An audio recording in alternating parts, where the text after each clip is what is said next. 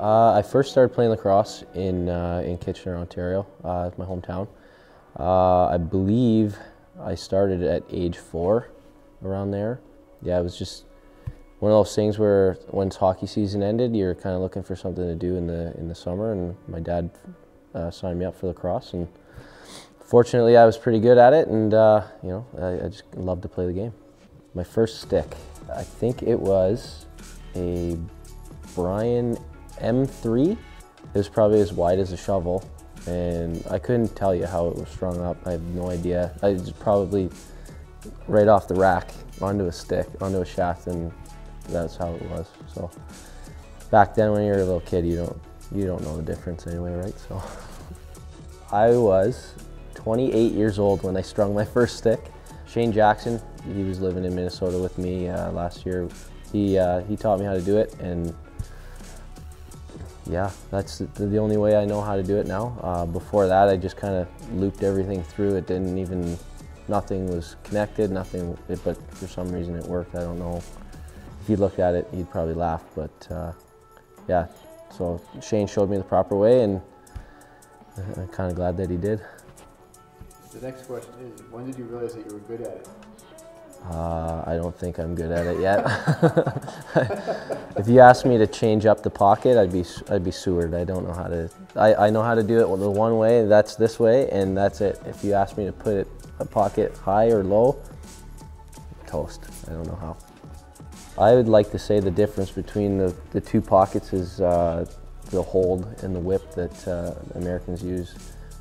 Usually they have, you know, a stick that has a lot of whip and a lot of hold to it, so when they're shooting field across, you know, they can crank as hard as they want, and you know, hopefully the ball will find the net. But for me personally, the Canadian pocket, you know, it's a nice shallow pocket, not too much hold, but you know, you want some, but you want the ball to come out nice and smooth, because the nets are obviously smaller. So you know, you kind of have to pinpoint that shot a little bit more. So you know, you don't want it. You don't want your pocket floating around, you know, changing up on you. So nice little tight Canadian pocket is what I like to go with. It's different playing lacrosse in Canada, that's for sure, because it is all pretty much box lacrosse. We do have some field lacrosse, but it's you know, it's not as popular as it is in the States. And basically, so how it works in Canada is you grow up and you have a certain age group, you play for your city. So I grew up in Kitchener. I played for the Kitchener Braves, and we would travel and play, you know, teams from like a team from Toronto, a team from Whitby, Peterborough, you know, all the big hot spots for lacrosse in Canada. And you know, the support growing up was pretty much just your parents. Your parents came to the game, and you know, there's not too many fans, but once you start getting older and play, you know, professional or semi-professional in the summer league there, fans kind of they start to come out and support, because they understand the game now. And you know, obviously in the States for field lacrosse, the sport's huge, right? It's the fastest growing sport in the world, I think, and the support is tremendous. Guys going to college now, you know, they'll have fan support just from being on ESPN or YouTube or whatever. They get fans all over the place. So, you know, it's great to see people actually starting to care about lacrosse, and you know, hopefully the trend continues and it just keeps growing and getting bigger and bigger. I mean, it's difficult because each state has different rules for box lacrosse. Here in Minnesota, the Swarm have the youth box league, and they had 1,000 kids sign up last year. So they're being taught to play box lacrosse because a lot of kids want to play professional lacrosse, and if they don't make the MLL, they can still have a chance at the NLL. So playing box lacrosse gives kids, you know, it gives them an opportunity to hone their skills indoor. You know, really, you know, get that stick in your hand and be in control of everything that you need to be. And it's just great because, you know, a lot of Canadians now are making the jump, and they're coming to the States to play field lacrosse, and coaches at the college level see the stick skills that the Canadians have. It's, you know, we're not so good with our wrong hand. We're pretty much dominant one way, but that one way that we have, lefty or righty, we're so technically sound with it that it gives you a little bit of advantage on the field. So box cross is amazing. It's a great way to take out a little bit of aggression. If you're angry, you get to cross check and hit some guys. But if it's taught the right way, it's definitely something that's going to help you for sure. I would say my idol would have been Colin Doyle. He played for Toronto. He actually played in Kitchener too. He's a Kitchener guy. So I grew up watching him. I tried to do the moves that he would do. It's amazing. If you watch his highlight videos, the goals that he scores are unbelievable. He's got such soft hands, and he's got a knack for putting in the highlight reel goals. And I'm almost there. I wouldn't say I'm there yet, but I'm getting there, that's for sure. I would say the coach that helped me the most would have been my junior A lacrosse coach. His name's Corey Hallman. Just for the reason why he was a player's coach. That's first and foremost. If you had a problem, you didn't have to hesitate to call him at 2, 3 o'clock in the morning. Whenever it would be, he would pick up the phone, he would talk to you, he would help you along, make sure that everything was okay. He knew that lacrosse was the sport and he had to teach you, but he wanted to make sure that off the floor that you were going the right way.